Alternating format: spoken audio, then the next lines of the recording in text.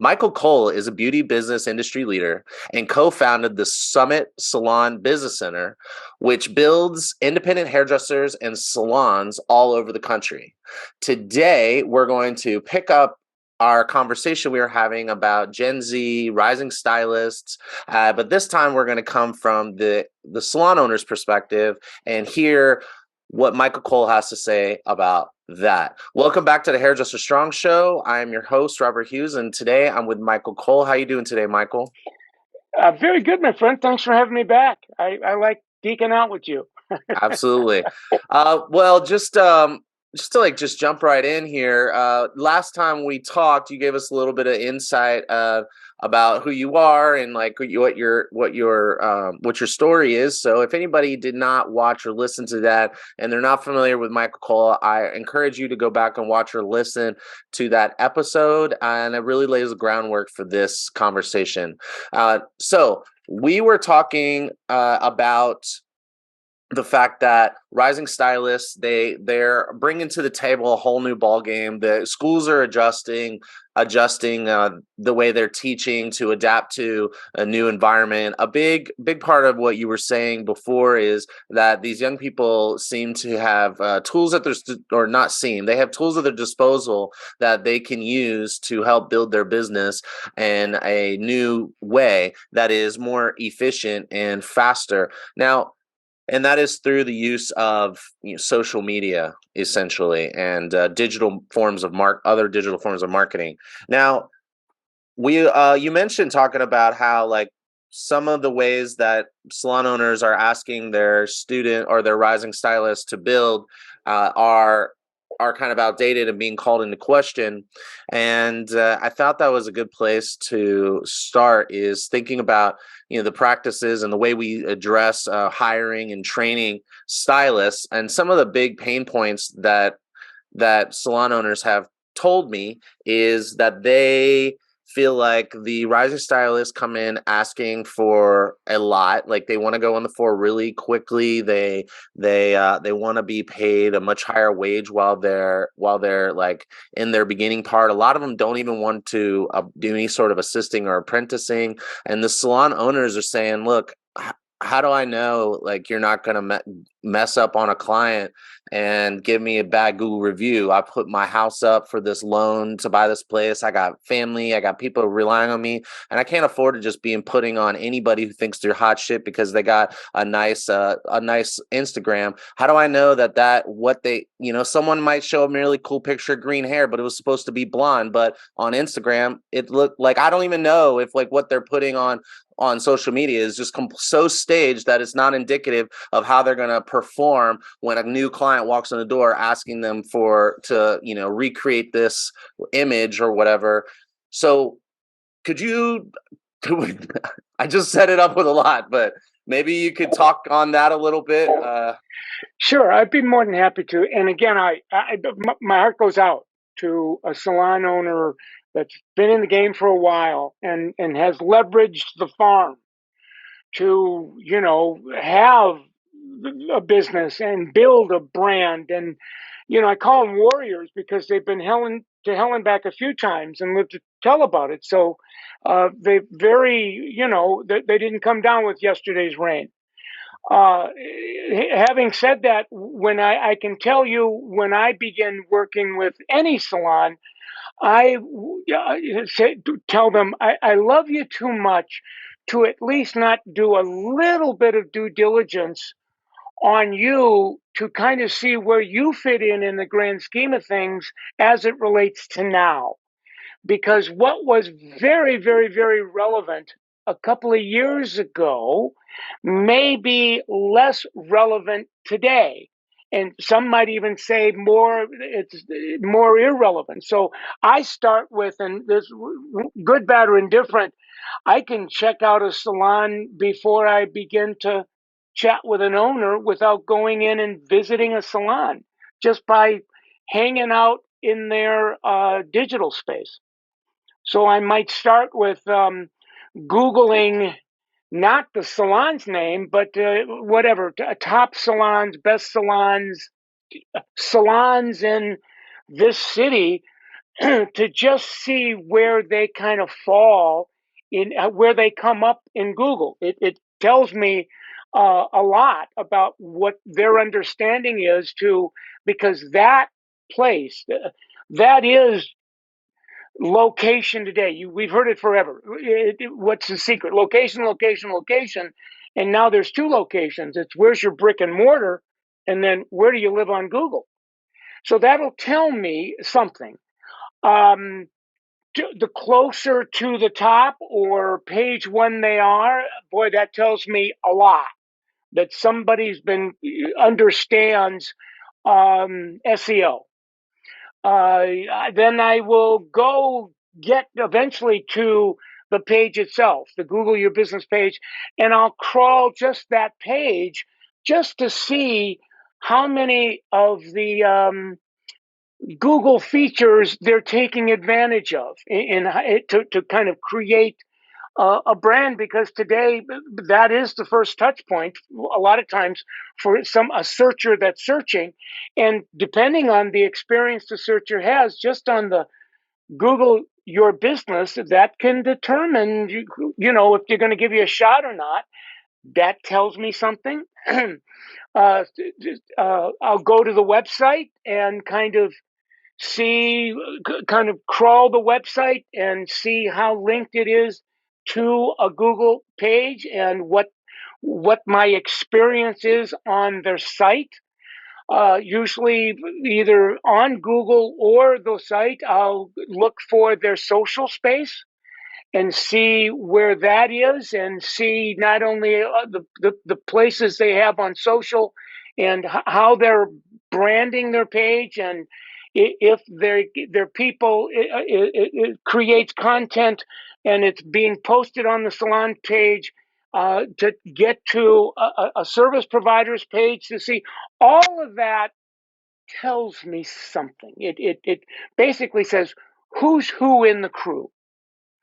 And you know, handful of years, Robert, we couldn't have this conversation because we really didn't have those resources, those digital. And today it says it all, and that can be a very humbling experience because you're turning on the light. So I might say to a salon owner, I see two or three loose ends or opportunities, if you will, for you to lean in and level up and kind of so that whoever's going to come to see you in terms of staff, you know, that old saying, you've got great, highly productive people that you haven't even met yet on your payroll, so that when people check you out, their first impression is favorable. They're going, whoa, this is, you know, this person is there now. Once we have those loose ends tied down, I might want to look at a salon owner's I call it the career path opportunity. When somebody is ready to go on the floor and they give you 5 years, 10 years, whatever, show me where they can go. Do you have any kind of tiered something so that it's real clear, it's not fuzzy? Well, Um, let's assume that the salons that I'm talking to, they already have a good presence. They already have like okay. top ringers. They got people coming in their door to do interviews, and they're telling them that like I just want to go straight on the floor, or I'm only Right. willing to like not be on the floor for 3 months. And what do you have any Yeah, thoughts on sure. that? Yeah, I would, and again, my bias is the salons that I work in, they have what's called an associate program, which is kind of an assistant program on steroids. And the messaging around the associate program is, you know, to any person coming in, I love you too much to allow you to go on the floor without going into this postgraduate program. I'm going to have you talk to the person, the educator, if you will, that you're going to be their associate for 2 months, 3 months, so you can hear their story, see what they're earning, how long they've been with us, what level they're at, so that whatever decision you're going to make about do you want to work here or not, the more information you have, the better. And that once upon a time, the person that you're going to be an associate, they were an associate. And, and some of these people today, Robert, are 24, 25. So it's not like they're, 30 somethings or 40 somethings. So that we can say, look, if you're willing, you just graduated with a baccalaureate in art, go to grad school for another couple months. And wherever you're going to work, I guarantee you'll make $10,000, $20,000 more a year before than you would otherwise. And to me, that's messaging.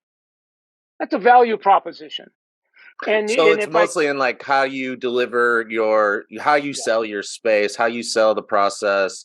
And then I'm also gonna just add in there and correct me if you did not intend.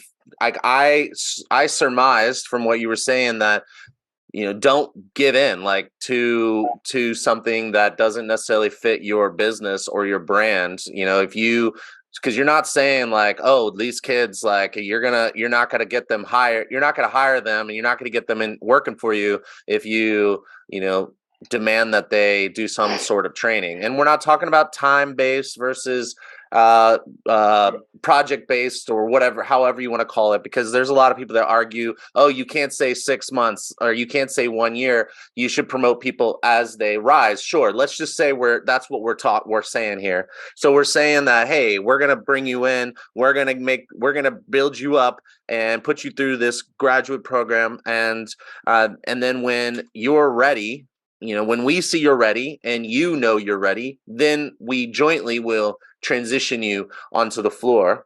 Now, what about these like first draft picks that you talk about? Do you think any of them are, what are you hearing from them about this topic? Like about yeah. wanting.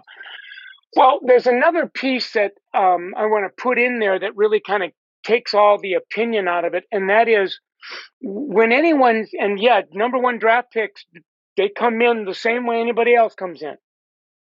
And one of the things that is built into, whether you want to call it an assistant program, an associate program, is 1 day a week, rather than be associate or an assistant, you're given an opportunity day. So you are on the floor and you're booked with, and we can see what you're able to do with that opportunity. You can see it, I can see it, we can see it. So that kind of, when somebody says I'm ready, I don't, great, let's build this in. And as you begin to catch on, it's 2 opportunity days. So you're already in the pool swimming, and we both can see how fast you're growing. If you're growing as fast as you say you can grow, trust me when I tell you, I can't wait to put you on the floor. It's in my best interest to watch you grow. I just love you too much to put you in a position too soon and then have you drown. And again, I have people that have been with me, part of our legacy or their lineage, that you can see we don't make stuff up here. We can show you.